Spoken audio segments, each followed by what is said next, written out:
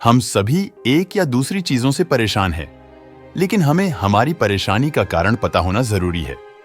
परेशानी के लिए बेपरवाह, केयरलेस हो जाओ और आज के कार्यों और लक्ष्यों के लिए ध्यान देना शुरू करो। हम हमेशा हमारे भविष्य के लिए परेशान होते हैं, लेकिन हमें यह समझना चाहिए कि हम अभी वर्तमान में जो भी कर रहे हैं वो हमें अच्छा भविष्य देंगे। आपको भविष्य में जो चाहिए उसको एक पेपर पर लिख लो और उसे अपने पास के वॉल पर लगा दो। उसको रोज सुबह पढ़ो और उस प्रायोरिटी के ऊपर काम करना शुरू कर दो। उदाहरण के लिए, अगर आपको घर खरीदना है तो आपको बैठकर यह नहीं सोचना है कि मेरे पास पैसे नहीं है, अब मैं क्या करूं, लेकिन आपको घर कैसे खरीदना है उसके ऊपर काम करना होगा। सबसे पहले आप अपना बजट बनाएं, उसके बाद आपको घर कहां लेना है वो सोचो, और उसके बाद कब लेना है वो सोचो। अगर आप इस तरीके से प्लान करते हैं तो आप अपने परिणाम तक पहुंच जाएंगे और आपको परेशान भी नहीं होना पड़ेगा। हमें हमेशा हमारे वर्तमान पर फोकस करना चाहिए, अतीत और भविष्य को अपनी जगह रखना चाहिए। जब भी हम परेशान होते हैं तब हम हमारे अतीत के बारे में सोचते हैं और जो चीज खराब हुई होती है उसके लिए हम खुद को दोष देते हैं। हमें भविष्य को लेकर डरना नहीं चाहिए। हमें समझना चाहिए कि अच्छी सोच विश्लेषण को प्रभावित करती है, जो आगे चल के पॉजिटिव और लॉजिकल प्लानिंग को अंजाम देते हैं। जब आप कोई चीज को प्लान करते हो तब उसकी सबसे खराब स्थिति को भी प्लान कर लो और अपने आप को उसके लिए तैयार कर लो। इससे क्या होता है कि आपका दिमाग खराब स्थिति के लिए सहमत हो जाता है और सकारात्मक ऊर्जा को रिलीज करता है, जो आपको सबसे खराब स्थिति से लड़ने की ताकत देता है। चिंता की आदत को कैसे तोड़ें, इससे पहले कि वह आपको तोड़ दे, अपने आप को एक नहीं तो दूसरी चीज में व्यस्त रखना चाहिए।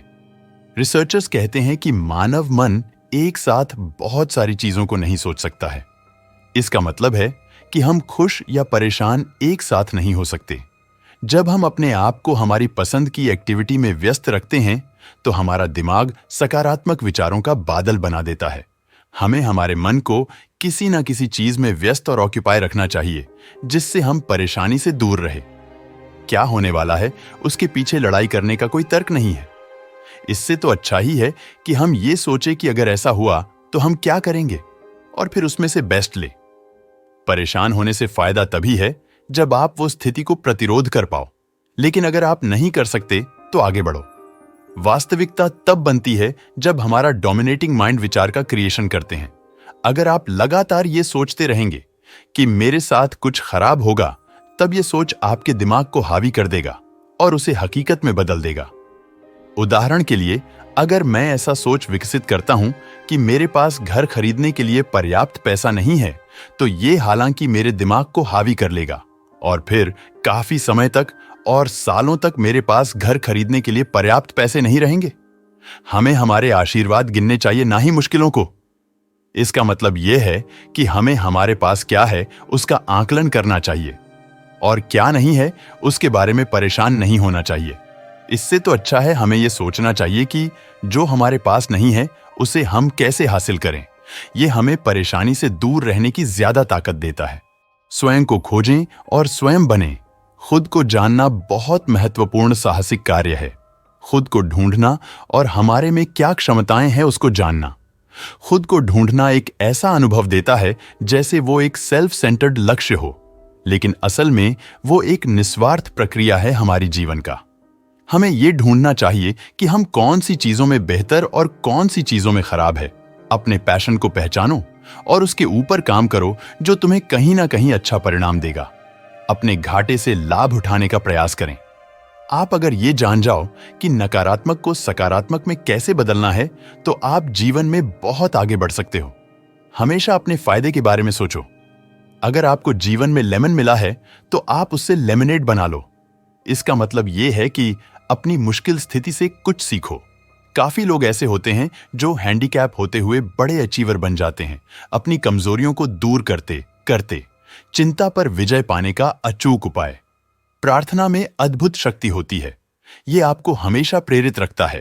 प्रार्थनाएं आपको जो चीजें परेशान करती हैं उसके बारे में एक आवाज देते हैं, जो आपको सकारात्मक महसूस कराता है और यह सुकून दिलाता है कि आप अपनी समस्या किसी से शेयर कर रहे हो। आप अकेले नहीं हो, जिससे आपको परेशानी को हल करने की ऊर्जा मिलती है। वर्तमान में जियो। अतीत और भविष्य के बारे में परेशान मत हो। लेकिन यह कैसे होता है? आज के तेज दौड़ और व्यस्त कार्यक्रम में हम सब में एक बेस लेवल की चिंता, तनाव और दुख एक नया नाम है। यह अनुभव आपको अतीत और भविष्य के बारे में सोचते हुए अपने आप से दूर कर देती है। वर्तमान में जियो। वर्तमान में जीने का मतलब यह है कि हमारा मन और चेतना इस पल में क्या हो रहा है उसी के बारे में सोचे। हम अतीत और भविष्य के बारे में सोचकर विचलित और परेशान न हो, लेकिन केंद्रित रहे।